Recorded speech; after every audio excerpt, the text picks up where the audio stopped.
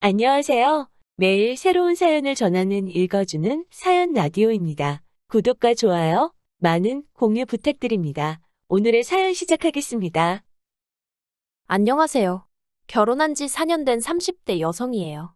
이렇게 사는 게 맞나 하는 회의감이 들 때면 남들은 어떻게 사나 하는 생각에 사연을 들으러 종종 오곤 했었는데 제가 제 이야기를 쓰는 날이 올 줄은 몰랐네요.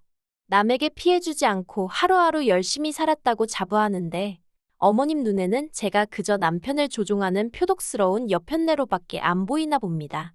정말이지 허탈하기도 하고 마음이 안 좋네요. 남편과는 지금 작은 호프집을 하고 있어요. 여기는 서울이 아니고 지방이라 젊은 사람들이 놀 곳이 많이 없거든요. 그런데 근처에 대기업 공장이 있다 보니 젊은 사람들이 많이 살고는 있고요.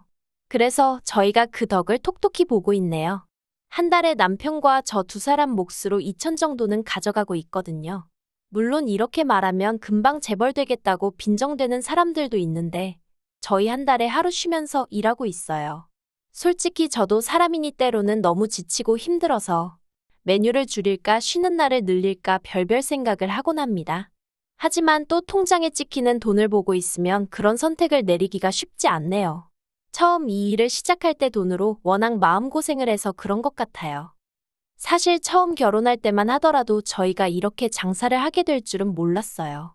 저는 저대로 남편은 남편대로 직장 생활을 하고 있었으니까요. 다만 제 직업은 그렇게 돈이 되는 일은 아니었습니다.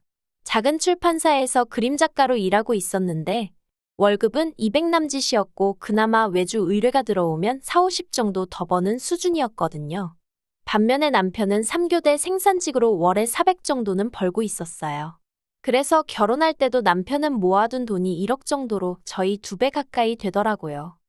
하지만 결혼하고 얼마 지나지 않았을 때였습니다. 남편이 다니던 공장이 대대적으로 부서 개편을 했는데 그 과정에서 몇몇의 사내 조직이 문제가 되었던 모양이에요. 그리고 남편은 그 조직들 중 한 곳에 억울하게도 같이 일하는 팀장의 강요로 이름만 올리고 있었다는데 그게 화근이 되어 하루아침에 직장을 잃게 되었습니다. 결혼 당시 서로가 모아두었던 돈은 전부 다 집을 사는데 끌었었기 때문에 당장 다음 달부터 어떻게 먹고 살아야 할지 암담했어요.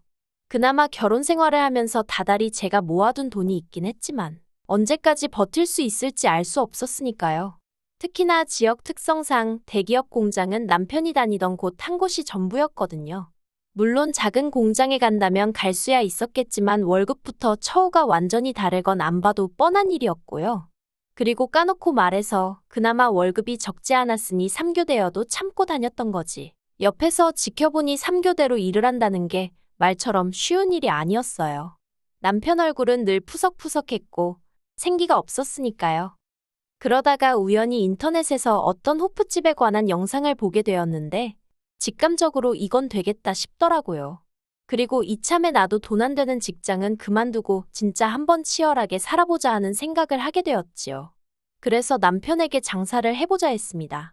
당신도 나도 경험은 없지만 어떻게든 한번 해보자고요. 그런데 문제는 자본이었어요. 알아보니 최소한 7천만 원은 든다던데 그때 제 수중에 정말 영혼까지 싹싹 털어도 2천만 원이 최대였거든요. 사는 집을 담보로 대출을 받을래도 이미 받은 대출이 있어서 상황이 여의치가 않았고요. 그러자 남편이 하는 말이 어머님 아버님께 한번 부탁을 해보자대요. 이번만큼은 도와주실 거라면서요. 남편이 그렇게 생각한 데는 그럴 만한 이유가 있었어요. 사실 남편이 어려서부터 아주버님한테 많이 치여서 자랐거든요. 남편 말에 의하면 어머님이 아주버님 대학원 가야 한다고 남편더러 대학에 가지 말고 취직을 하라고 하셨답니다. 한 번에 자식 2명 학비를 내줄 능력은 못 된다면서요. 그리고 저희 남편 말이지요. 좋게 말하자면 사람이 순하고 남의 마음을 잘 헤아리는데 즉 자기 밥그릇을 잘 못 챙겨요. 무슨 말이냐면 어머님 속상하실까봐 어머님께 싫다, 대학에 가고 싶다 소리를 못했다는 거예요. 그런데 왜 저희 어머님이 아주버님만 그렇게 싸고 도셨냐고요? 그건 아주버님이 태어나고 얼마 되지 않았을 때 크게 아프셨던 모양이에요. 시부모님 표현을 빌자면 아주 꼼짝없이 죽었구나 싶었다나요. 아무튼 그렇다 보니 어머님이 그날부터 지금까지 아주버님 일이라면 아주 열일 제쳐놓고 나서세요. 한마디로 꼼짝도 못 하시는 거지요. 그런데 대한민국이란 나라가 솔직히 대학물 안 먹은 사람이 성공하기 쉬운 곳은 아니잖아요. 한 사람의 인품이나 내면과는 상관없이 대학 간판만으로 이리저리 판단하기 일쑤니까요. 그리고 냉정하게 말해서 저 말이지요. 저는 서울에서 대학을 나오긴 했지만 그렇게 별 볼 일 있지는 않거든요. 그런데도 사람들이 제가 졸업한 대학 이름만 듣고도 대단하다며 치켜 세워주는 일이 자주 있었습니다. 그리고 그럴 때면 정말이지 부끄럽기도 하고 몸둘바를 몰라 했어요. 하지만 남편은 대학 간판이 없다 보니 구구절절 자기가 무슨 일을 하고 얼마를 벌고 설명을 해야 하는 일이 잦았고 그럼에도 불구하고 무시를 당하는 일이 종종 있었다네요. 그래서 그 일로 어머님한테 서운한 마음을 갖게 된 거고요. 아무튼 남편은 그동안 이래저래 매번 양보만 하고 살았으니 이번만큼은 자기가 한 번만 도와달라고 해보겠다대요. 처음 부탁하는 건데 설마 모른 척 하시겠냐면서요. 하지만 저는 별로 기대는 하지 않았어요. 저희 결혼할 때도 10,000원 한 장 안 보태주셨으면서 천명절에 제사비로 100만 원을 내놓으라 하셨던 분들이셨으니까요. 그리고 며칠 뒤 시댁에 갔던 남편이 아니나 다를까 아주 죽상을 하고 집에 돌아왔습니다. 어머님이 정말 1초도 걸리지 않고 그냥 무조건 안 된다고 하셨대요. 돈 없다면서 장사는 뭐 개나 소나 하냐고 그러셨다나요. 어머님 말씀이 아예 틀렸다고는 생각하지 않아요. 하지만 남편이나 저나 마음이 상했던 건 아무나 못하는 장사를 아주버님은 몇 번이고 했었다는 거지요. 그것도 어머님 아버님 돈으로요. 나중에서야 알게 된 일이지만 제가 남편과 결혼할 때만 하더라도 시부모님 두 분이 사시던 집은 어머님 명의로 된 자가였거든요. 그런데 언젠가 이사를 하시길래 집을 왜 줄여가시지 했더니 글쎄 아파트를 팔아서 아주버님 사업자금을 2번이나 대주셨더라니까요. 결국 저희는 친정부모님께 손을 벌렸습니다. 솔직히 친정부모님도 작은 가게를 운영하고 계시긴 했지만 노후가 완벽히 준비되었다곤 볼 수 없는 상황이었어요. 그런데 친정부모님이 선뜻 5천만 원을 빌려주시대요. 그게 가게를 담보로 했었다는 건 한참 후에서야 알게 되었고요. 이후로 저희는 정말 불철주야 열심히 살았습니다. 자기 사업하면서 고생 안 하는 사람은 없을 테니 그걸로 어디 자랑하자는 건 아니지만요. 남편은 새벽 2시까지 가게를 지켰고 새벽 5시에 다시 장을 보러 나가는 일상을 반복했어요. 저는 저대로 집안일을 오롯이 떠안게 되면서 오전 내내 집 청소에 빨래에 밀린 살림을 하고 점심부터는 남편과 함께 가게를 지켰습니다. 그러니 돈이 안 벌릴 수가 없었고 쓸 시간이 없었기에 자연스레 모이는 상황이었지요. 하루는 제가 목욕을 하다 재배를 봤는데 똥배는 온데간데 없고 소위 가죽만 남아있더라니까요. 남편 얼굴도 들여다보니 남편도 남편대로 정말 얼굴이 반쪽이 됐더군요. 정말 고생을 많이 했어요. 그리고 지난해 저희는 친정부모님께 빌린 돈도 갚았을 뿐만 아니라 가게도 확장을 하게 되었습니다. 어머님도 어떻게 아셨는지 연락을 해오셨는데 알고 보니 남편이 어머님께 보란 듯이 자랑하고 인정을 받고 싶었는지 먼저 연락을 한 모양이더라고요. 그리고 그때부터 어머님의 태도가 눈에 띄게 달라지대요.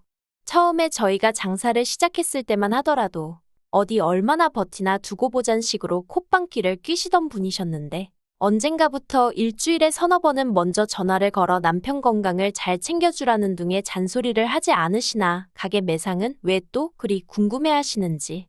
솔직히 저도 1~2살 어린애도 아닌데 어머님의 속내를 아예 몰랐겠어요?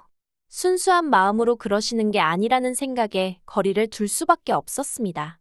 그리고 그런 와중에 지난 달이었어요. 친정부모님과 모처럼 외식을 하려고 친정을 찾았는데 남편이 먼저 친정아버지 칠순 이야기를 꺼내더라고요. 당연히 저도 기억은 하고 있었고 어떻게 챙겨드려야 하나 그런 생각도 하고 있긴 했지만 솔직히 남편에게 어떻게 말문을 열어야 할지 살짝 고민을 하고 있었거든요. 그런데 남편이 먼저 친정부모님께 여행을 가고 싶으신지 아니면 뭐 필요한 건 있으신지 하고 여쭤보대요. 그러자 친정부모님께선 필요한 것도 없고 상관없으니까 신경 쓸 거 없다며 물어봐 준 것만으로도 고맙다고 웃음을 보이셨어요. 하지만 남편이 보인 반응은 생각지도 못한 것이었습니다.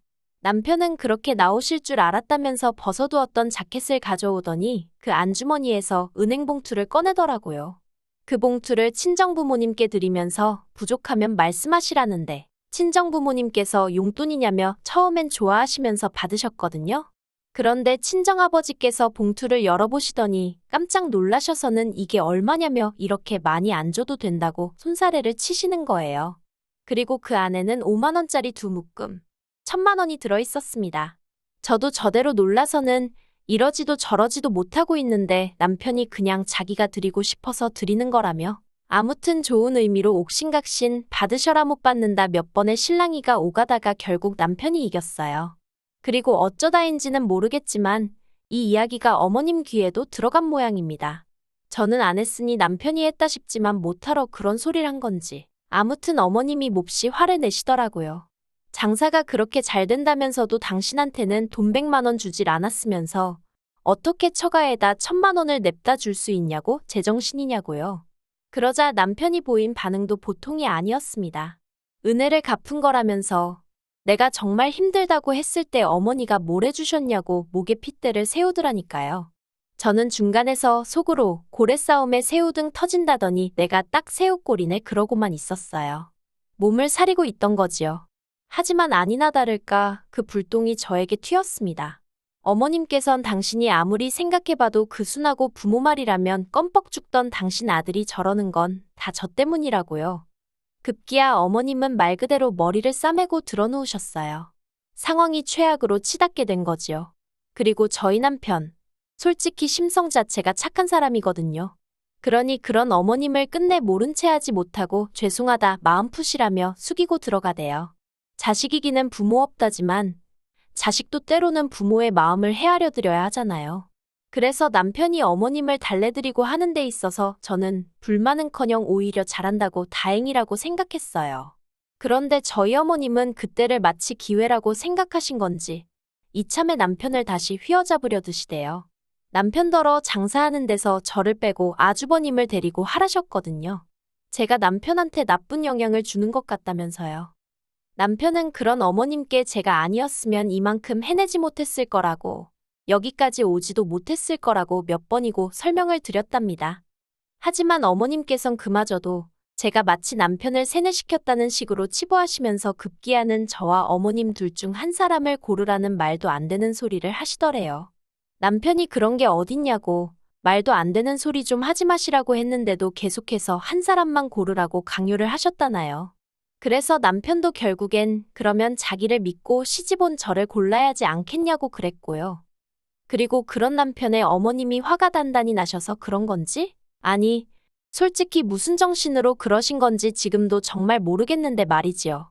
글쎄, 저희 친정에 연락을 하셨더라니까요. 어머님이 저희 친정어머니더러 사위가 못 빠지게 일해서 번 돈인데 그렇게 홀랑 가져갈 수 있냐면서 양심도 없다고 당장 당신 계좌로 돈을 돌려보내라 하셨답니다. 당신이 저희한테 돌려주시겠다면서요. 정말이지. 저희 친정어머니가 상황 설명을 하시는데 목소리가 덜덜덜덜 떨리는 게 전화기 너머로 생생하게 느껴지대요. 친정부모님께는 어머님 말씀은 무시하시라 했지만 속에서 부글부글 화가 끓어올라서 미치겠더라고요. 그 길로 남편에게 어머님이 보이신 언행을 전했고 남편은 미안해서 어쩔 줄 몰라 했습니다. 자기도 자기 어머니가 경우가 없으신 건 알고는 있었지만 그 정도일 줄은 몰랐다면서요. 그리고는 바로 저희 친정을 찾아서는 죄송하다고 몇 번이고 머리를 숙이는데 저희 친정부모님이 괜찮다 하셨지만 솔직히 남편에게도 친정부모님에게도 무척 불편한 상황이었지요. 저는 저대로 친정부모님 마음 상하셨을 걸 생각하니 남편 잘못이 아닌데도 남편이 꼴도 보기 싫었고요. 며칠 뒤 저희 부부는 시댁으로 향했습니다. 어머님께 저희 친정부모님께 경우 없이 행동하신 거에 대해서 사과해달라고 정중히 부탁드렸어요. 저희 친정부모님 마음도 상하셨고 사위로서 어머님 아들 체면도 살려주셔야 할 거 아니냐고요. 그런데 저희 어머님이 보이신 반응은 가관이었습니다. 마누라한테 눈 돌아간 자식 체면을 당신이 왜 챙겨줘야 하냐면서 그렇게는 못하신다 하셨거든요. 그러자 남편이 정말 이대로 영 끊어도 좋다는 거냐며 목소리를 높였고 어머님은 어머님대로 영 끊으려면 끊으라고 당신은 아쉬울 것 없다는 막말을 퍼부으시대요. 그렇게 어머님과 남편 사이는 틀어질 대로 틀어져 버렸습니다. 저나 남편은 그저 가게가 안정되고 먹고 살만해지면 양가 부모님 잘 챙겨드리면서 살고 싶은 마음뿐이었는데 어쩌다 일이 이 지경이 된 건지 모르겠어요. 하지만 남편은 남편대로 그간 아주버님에게 치여서 자란 것도 억울한데 자기가 제일 힘들 때 어머님이 자기를 모른 채 한 게 그렇게 잊혀지지가 않는다고 하더라고요. 솔직히 남편 마음에 진 응어리를 제가 감히 어떻게 풀어라 마라 할 수 있겠어요? 그저 하루빨리 어머님이 먼저 남편에게 손 내밀어 주시길 바랄 뿐입니다. 아, 그리고 친정부모님은 결국 그 1,000만 원을 돌려주셨어요. 어떻게 돌려줄지 고민 중에 이런 일이 생겼다며 무척 씁쓸해하시대요. 그래서 지금 남편과 어떻게 더 큰 선물을 해드릴지 이야기 중이에요. 솔직히 친정에 잘해주는 남편을 보고 있으면 고맙기도 하고 한편으론 시부모님 생각에 마음이 무겁기도 하고 제 입장에선 참으로 복잡할 뿐입니다. 그래도 제가 함부로 나설 자리는 아닌 것 같아서 조용히 있으려고요. 긴 이야기 들어주셔서 감사합니다. 오늘의 사연은 여기까지입니다. 구독과 좋아요, 알람 설정해주시면 앞으로 더 좋은 사연으로 찾아오겠습니다. 감사합니다.